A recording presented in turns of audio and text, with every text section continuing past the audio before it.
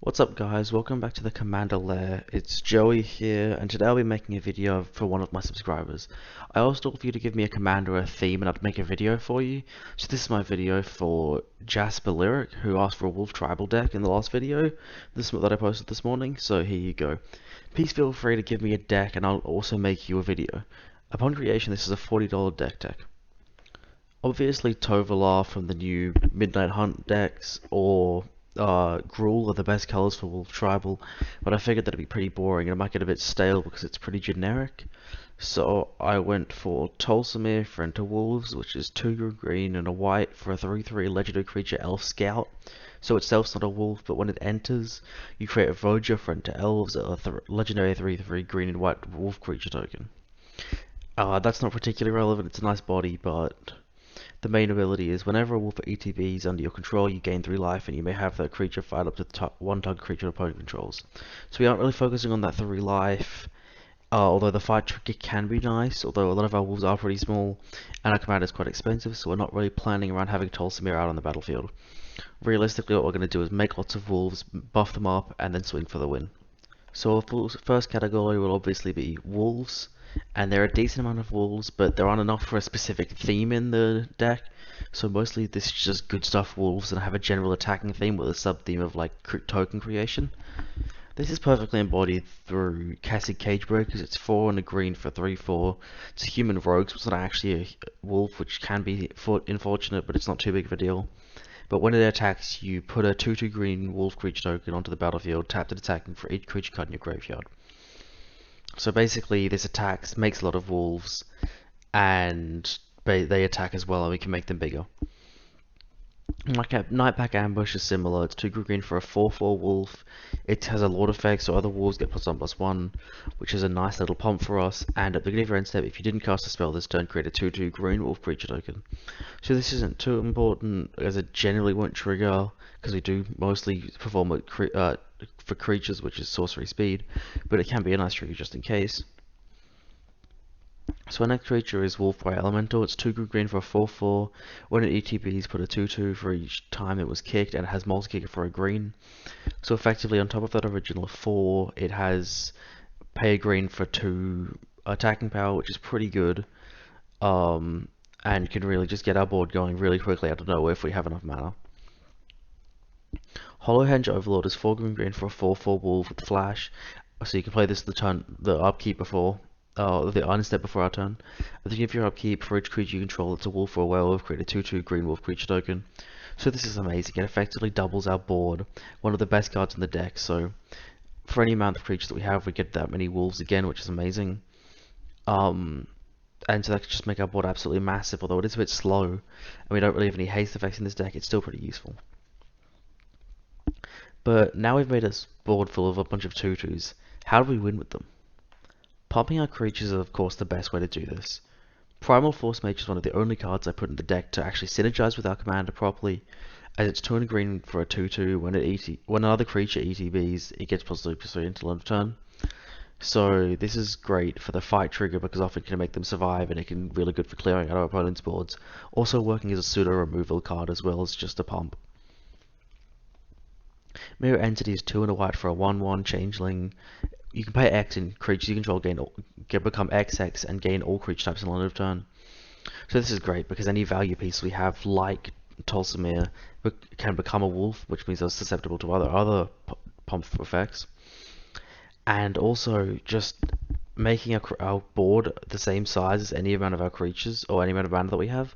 So if we had 10 2/2s, but we had 9 mana in our mana pool, we could get 9 9/9s, which is just also 10 9/9s, which is just massive and could definitely win the game. Especially when paired with our last card, Howlpack Resurgence, 2 and a green for an enchantment with flash. When another creature you control that's a wolf or a werewolf, or each other creature you control that's a wolf or a werewolf, because +1/+1 has trample. So that 1/1 counter isn't great, but that trample just makes our board much more deadly and can just punch through way easier, especially synergized with cards like Mirror Entity in the deck. So most of our cards can either be put into the wolf category or the pump, but there are some cards that we need to make this deck truly deadly. Some of these are like Rootborn Defenses, which is 2 and a white for an instant populate, creatures you control gain indestructible end of turn. So this is great because we can just get an extra like an extra token, so an extra 2/2 wolf probably. In most cases, what we'll get from this. And then in a creature heavy deck, giving our creatures indestructible is a massive swing for us and to really keep us in the game. Wren's Run Packmaster is the only other card I included to synergize with Tolsimir in the deck. It's 3 and a green for a 5/5. It has champion and elf, but that won't be relevant. It has 2 and a green, put a 2/2 wolf into play, which is a great ability. It's low costed, not too bad. In the pinch, we can use that. But the main thing is that each wolf we control has Death Touch. So this can make it give us a little bit of defense, but mostly when we have Tolsimir out, this becomes 2 and a green to destroy target creature, which in green is an amazing effect, and can even gain us 3 life when it enters, which we weren't caring about, but this is still great. Pyro of Heroes looks complicated, but effectively it's just a birthing pod for wolves, and this can bring out some of our big hitters. Because a lot of our wolves do cost quite a bit more, so getting them up from 0 to 1, 1 to 2, and then so on can give us some big creatures in the end. So to ensure that we have the mana to play some of those bigger creatures, and the high CMC cards like our Commander, we're running some expensive ramp cards like Cultivate, just 2 in green, search your library for up to 2 basics, put 1 into your hand and 1 to the battlefield tapped, and shuffle your library. So this is a decent effect. It can make sure we have it live for the next turn and give us 1 set of ramp, which is nice for 3 mana. Migratory Route also does this. However, Wolf Willow Haven is the only interesting ramp card. It's 1 in the green for an enchantment. Enchant land. Whatever land is tapped for a mana, it could control adds an additional green. So it's 2 mana, gives us 1. And you can pay 4 in a green and sacrifice it to create a 2/2 green wolf creature token. Activate this ability only during your turn. So really 5 cost for a 2/2 is terrible, but it's not a bad ramp card, and this can late game even net us for wolf in the time that we really need it. To make sure we have the big creatures to play, I'm running 10 draw effects. As a primarily green creature based deck, that's what we're doing for our card draw also. Camaraderie is great for this. It does cost 6 mana, which isn't great. However, it is 4 green white for a sorcery, gain X and draw X for X and number of creatures you control, and then creatures you control get +1/+1 until end of turn. So the X life and the 1/1 counters is great. Maybe keeps us alive a little longer, might be a bit of a finisher, but we're mostly playing for that X draw, which can honestly get us about 10 plus cards easily. In my playtesting, I got easily more than 10 cards for this. Life cost as bestiary is a little different. It's 3 and green for 3 colors for an artifact. The new upkeep scry 1, and whenever you cast a creature spell, you may pay green if you do draw a card. So the scry is particularly relevant, just a little bit of value, but mostly this is just incidental draw. Over time, if we just calculate, realize we've got a bit of spare mana, we can draw 2-3 cards a turn across the board. Some of our wolves do have flash. So this is just pretty useful for us. Just generally draws a decent amount of cards over the game without too much of a big mana investment. Return of the Wild Speaker is 4 and a green for an instant. Choose 1, draw cards with the greatest power among non-human creatures you control, or non-human creatures you control get +3/+3 until end of turn. So that +3/+3 is a great finisher for us. It could really end out a game. I've actually won a game with this card once in this deck. However, also, that draw might seem weird because we're playing quite a symmetrical token deck. However, with all the pump effects we're running, oftentimes we have at least a 5/5 or possibly more among the non-humans, so that can actually really get a massive draw, and honestly, 5 mana for 5 cards plus is pretty good in my opinion. As I previously mentioned, I'm not the biggest fan of running lots of removal, so we are pretty removal light in this deck. One interesting one is Oust. It's a 1 white for a sorcery. Put target creature on top of its owner's library second from the top. Its controller gains 3 life. 3 life is obviously incidental in Commander, and while this might be questionable to put in instead of a proper kill spell, like a hard kill spell like Swords to Plowshares, it's still pretty nice. It is sorcery speed, which is bad, but it's 1 mana. The 3 life isn't a big downside, and it can be even better against really big creatures or graveyard decks because they can't get it back. And also sometimes you just gotta try out new cards because it's pretty boring if you always use the same cards. And I found Oust works really well, so it's worth playing. Sundering Growth is a 2 green white hybrid mana for an instant. Destroy target artifact or enchantment to populate. It's just might get us a 2/2 wolf while destroying an artifact or enchantment, which is just a nice little effect for us. A little tribal synergy, nothing too special there. And then Selesnya Charm, it has 2 quite irrelevant abilities, but it's green to white for an instant. Effectively, what it will do is exile target creature with power 5 or greater, so this will get rid of the biggest threat on the board every time and drop anything that you feel that might actually be posing a threat to you.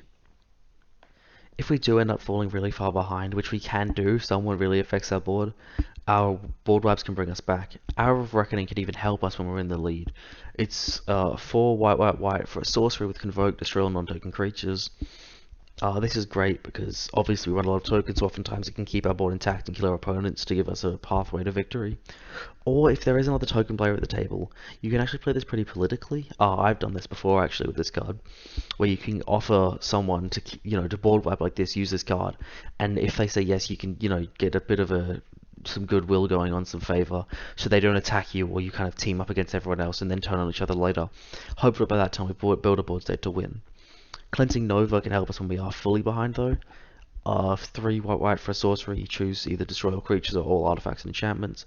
That creature is great when we are properly behind, or if not, the artifacts and enchantments can be pretty useful because we don't run many of those, so it can really set back some other decks. Lastly, for our lands, we're running lots of budget dual lands to fix, some having additional value. It's really not too special, just anything you'd expect from a 2-color deck. However, cards like Blooded Woodland are really useful because our commanders cost a lot. You can tap it to add 1, or you can pay 3 and a green and tap it, sack it, search your library for 2 basics, and put them into battlefield tapped. So this is great for some of those more expensive cards, such as our commander. We can get them out a bit earlier from the mana base, playing a card that doesn't have any downside because it enters untapped. So that concludes my third deck tech and the third video on my channel. It's my Tolsimir Friends to Wolf tribal deck. I appreciate you all watching this so far. I hope that I've helped you with your deck or just entertained you. And if so, leaving a like or subscribing to my channel would mean a lot, or even sharing my channel to another person. Please let me know in the comments any deck you'd like or any cards I've missed or suggestions that you have for my channel or ways to improve. And please again, if you do suggest a deck, just like I did for Jasper, I'll make you your own deck. Thank you for watching and I'll see you all next time.